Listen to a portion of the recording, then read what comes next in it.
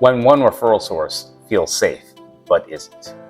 Hi, my name is Amit Gaglani. I'm a healthcare entrepreneur. I've had the success and fortune of building my healthcare company and then selling it for multiples years before.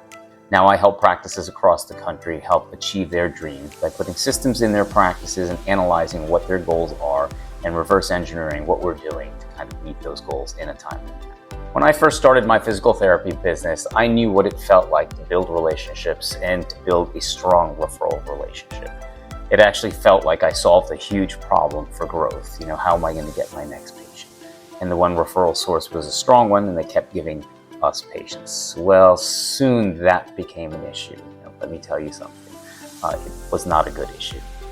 I learned this lesson the hard way, and I want to try to save other people from learning the same lesson the hard way.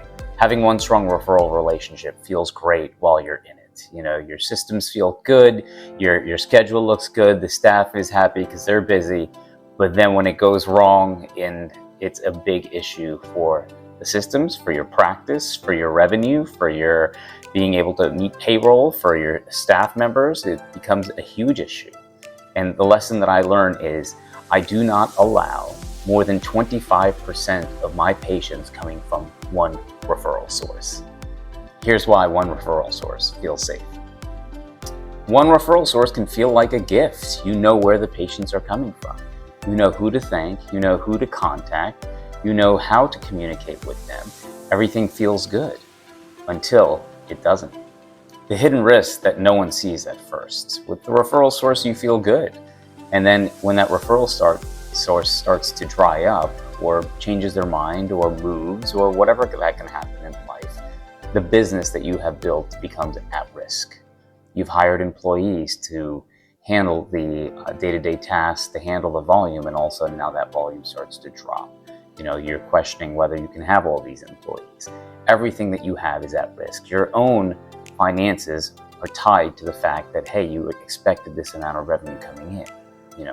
So one of the biggest risks that we don't realize is not having enough referral sources. I speak to practices all the time, and I can tell you for most practices, this is not on their radar. Most practices are not concerned at the fact that, hey, a lot of their business is coming from one source or one insurance company, and that if anything happens, it really significantly affects their business. So when I'm educating them and speaking with them and showing them the metrics, it's something that we have to account for. Now, a lot of times it's because this is an unmeasured task. It's an unmeasured statistic. And to really differentiate, kind of like your investments, you don't want all your investments in one basket. Same thing when it comes to your patients. You don't want all your patients coming from one source. This is something we look at and then we market against it, and we try to differentiate this when we systematize everything. We take a look at your company. We're making different divisions of your company so we understand what's going on in each place and how to safeguard those areas of your practice. The warning signs that your referral relationships are becoming way too dependent and it's becoming dangerous. Let's go over a list of them. Number one source drives too much of your new patient volume. I use 20 to 25% as the ceiling. Above that, the risk starts to become harmful. That same rule applies not only to referral sources, but even to payer concentration, as I discussed. When too much volume comes from one place, the practice is exposed. Number two, you have no clear breakdown of where the patients are coming from. So if you're not looking at your stats and you don't have stats, you don't even know that this is an issue because you have no idea that all of your concentration is coming from one place. That is a risk. Number three, your schedule looks full, but your marketing is weak. The patients come, they contact you, and honestly, you have almost a hope and a dream that the phone rings and it's a new patient. You're not actively doing anything to get those new patients. Now, most owners will say, yeah, well, we're delivering a good service. Now, I will tell you, every single practice that I deal with in the country says we deliver a great service and that's why our patients come to us. Well, if everybody in the community is delivering a great service, why are they choosing you? What is your secret sauce? Most of the time, the clinic owner doesn't have a secret sauce other than the fact that they say that we have great relationships. Honestly, that's not enough, and there's a whole bunch in there that you don't even realize because you're not surveying everybody, you're just hearing from the patients that are happy. Number 4, you stop investing in other channels. In other words, you're not marketing. You're not getting out there. You're not actually building relationships. You're not actually doing proactive things to market your practice. Like I said, it's a hope and a dream, and that is not marketing, and that's not how you want to sustain your business, because it could collapse at any point, and that is a significant risk. Here's what I would do. The goal is not to abandon referral relationships. The goal is to stop being dependent on them. I would build a wider base. First, track referral concentration every month.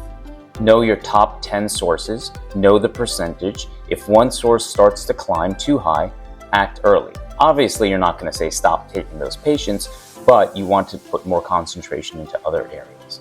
Second, strengthen patient retention. One of the biggest leaks in most private practices that I see around the country is that patients drop off the schedule and we don't even know why, and then we're worried about the next new patient. If patients do not complete their care, you lose revenue. Outcomes suffer, and you spend more time chasing replacement volume than actually helping the existing patients. Now, I've said this before, 7 out of 10 patients never make it through the whole plan of care. Now, that's a lot if you think about it. That 70% of patients are not even making it to the end of care. And that's just by my statistics alone. Other people will say it's 8 out of 10. That kind of attrition makes an owner feel even more desperate for new referrals. This is a problem. Third, reactivate old patients. A mature database is an asset. Past patients already know you. Re-engage them and get them to come back for something else, or you may be interested to find out that they're still suffering from something several weeks out or several months out, so stay in touch with them and get them to come back so you can help them. Fourth, build public proof. Reviews, patient success story, community visibility matters. Get them to write a review on your practice, and then you have lots of resources that tell the community that you are doing a good job. Fifth, run the business by numbers, okay? Not by what it feels like. Look at your stats. Know what stats and KPIs to look at in different departments to make sure everything is running right. Then you truly know whether things are improving or not improving. The bigger point that most owners miss is one referral source is great in the beginning, but you can't depend on it as you continue to grow. If you want help building your physical therapy business so you're less dependent on referral sources and less dependent on outside factors, and you want to take control, contact me, Amit Gaglani at AG Management Consulting. Let's have a talk and let's dig into your practice, and let me show you what I've done with practices across the country.